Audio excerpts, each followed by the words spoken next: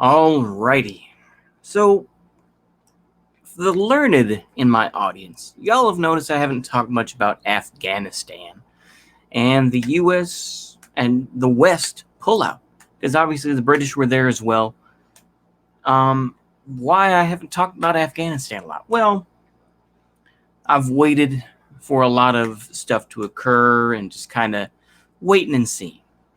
I thought that, with Cuba, in South Africa, and Haiti, I thought I would just explain a little bit more on those issues. Those weren't necessarily like more in depth, but I thought that I would kind of give an oversight to that. I'm going to give a slightly more in-depth view of Afghanistan now. So hopefully I can give a little more original take, slightly. But the fact is, though, is that I think, in my opinion, the Taliban has evolved.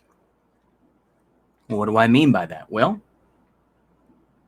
they have said they are not going to attack civilian targets. They are not going to, they've been in peace process by going to the Russians and saying, "Hey, let's work some things out." I think that this is going to be kind of, will we just have a return to this sort of this Islamic theocratic system that we saw, all the propaganda that was promoted against the Taliban before 2001, particularly the scene of shooting folks in the soccer field. That was a big thing, that they outlawed soccer, so they started to shoot people. I think that the Taliban has evolved, though, a little bit past that. Doesn't mean it's a good thing. I'm just saying is that I think that it has evolved past that, and now that Russia is involved, I think to at least some extent. Obviously, I don't think the Russians are going to go back to Afghanistan for obvious reasons, but I think that the Taliban is a lot smarter, I thought, than they previously were. The Taliban never went away in Afghanistan. It simply went underground. And the U.S., similar with the Vietnam War, never was able to get rid of the Taliban. You could say this even with the German Wehrmacht. They were never able to get rid of Tito's partisans. They were never able to get rid of the Maquis in France. They killed a lot, but that idea never went away. And I think in general, if we want to talk about the West, so to speak, if we want to use it in terms like that, the West has never been great at destroying resistance movements. Whether it's the Viet Cong, whether it's, the partisans, whether it's whatever, they have not been great at getting rid of these things. Viet Cong, I think I already said that. Sorry, I'm getting loopy. But the thing is, you cannot get rid of those ideas. I mean, you can read books about, theory of the partisan, but actual anti-partisan operations overall have never really worked out that well. It's just, you're radicalizing more people. So when you get rid of one, partisan, you're going to create three more. And I would say that the West in general has never been great at getting rid of partisans, we see the continued war in the Philippines between Duterte now and the Maoists, right? Or the Islamic extremists in the Philippines. They have never been able to get completely rid of them. I think people can get bored of these movements and leave, but in general, they still exist, The same thing here in the United States, I guess you could say, with if you want to put it this way, and maybe this sounds somewhat Fed-like, but this is the same thing with white nationalism or Marxist-Leninism or whatever the case may be. They have never given a good alternative to these systems. That's why they keep coming back. The current movement may get destroyed, and they may say, "Oh, there's too many feds involved," or whatever, and that always does happen. But they never completely go away, do they? That's the whole thing about it, right? That's why you get Reed Siege, bro, from all these articles that were published in the 1980s, and they come back. Probably some in the 70s, too.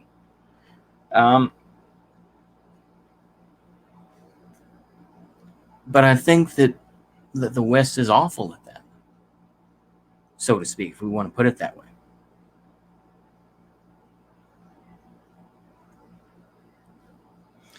And like I say, this is the whole idea of it. There's plenty of cope that people will say about Afghanistan, where it's like, oh, if we had only gone into Pakistan, because of course they'll say, oh, they were in Pakistan, all the leaders of the Taliban were in Pakistan, why didn't we get rid of them there? It's like, well, Pakistan is an ally of the Chinese. The Chinese would have gotten involved. This is the geopolitical game that people play, right? And people are too stupid to really realize that. It's like, well, it's the reason why they don't get involved in Syria. They're like, oh, people can cope all day about the gas attacks that the Assad regime allegedly did against their own people.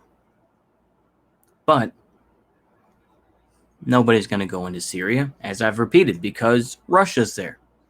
They don't want any trouble with Russia because Russia has fairly good missiles. They have the S-400, which is a hell of a lot better than a lot of missiles are. They have, a lot of regional power and influence, and they're trying to build up Syria to be a halfway decent place. Something the U.S., I would argue, never did in Afghanistan. They had all these big FOBs. They had Bagram Air Base, this and that. But in general, apart from maybe some schools here and there, the United States never really came to the aid of the ordinary people. They placed, people like Hamid Karzai in there, this and that. And they just kind of hope for the best, really. And then, of course, I will briefly mention this, but I think it's important to mention the aspect of Baka-Bazi, which basically, I'm going to say this in a whisper, but it's basically paganistic pedophilia. But yeah, the practice of Baka-Bazi, which is pretty disgusting, that, the U.S. knew about it, troops knew about it, but they were told to do nothing about it. It kind of went under the radar, and it's something that the Taliban outright banned and killed people over. It was a practice that, kind of went back and forth, right? The United States has failed in Afghanistan because they could never win the hearts and minds. Because the U.S. and many countries, and this is me included, we could never understand Islam. We could never understand the various aspects of Islam. And I would say that's one of the fundamental issues that occurs, particularly in Western Asia, the Middle East, whichever term you want to use. But they never cared to understand Islam. This is why, people wonder, oh, well, religion is bad, this and that, without understanding the history and the difference between Protestantism versus Catholicism versus, the different forms of, Islam. You know, the thing is that there are enough disingenuous people who will say, "Oh, Assad's a dictator," but they don't call him a jihadist because they know that's bad faith, because they know he's an Alawite. And of course, like I say, Alawites, they drink wine and everything else, which is kind of very suspect, that a lot of folks kind of question, are they really Muslims? And like I said, it's a whole other issue, but still. But the Alawites, as far as I know, are not happy with Assad. So it's a whole different, like I say, it's a whole thing. But they don't understand the differences between these things. And they don't want to understand. The U.S. just wants to send in troops and, supposedly declare democracy and put in a new government. Of course, unless that new government then is too aligned with Iran, as people would say about, Iraq right now. Of course, the thing is that, as far as I know, Iraq does have a slight Shia majority in the country. That's why you have, I think 40 different groups that are part of the Popular Mobilization Forces, which has overtaken the Iraqi military. Same thing as Hezbollah has overtaken the Lebanese military. They rely on Hezbollah, and obviously Hezbollah has much more power than the ordinary military. They don't want to understand these deeper issues. And this, like I said, I want to repeat this point, but me included, I don't understand all these things. It's the same thing here in this country. Is it, we try to understand the difference between Baptists versus evangelicals versus Catholics and whatnot. Of course, everyone hates the Catholics. Of course, outside of Catholics, Protestants will love to say, "Oh, the Catholics are this and that. They're all controlled by the Pope or whatever." But the U.S. is not, like I say, Catholicism was never a huge thing in the U.S., regardless of what tradcasts in the United States say, as opposed to people like Nick Fuentes. But he's not. That's a whole different story. The thing is that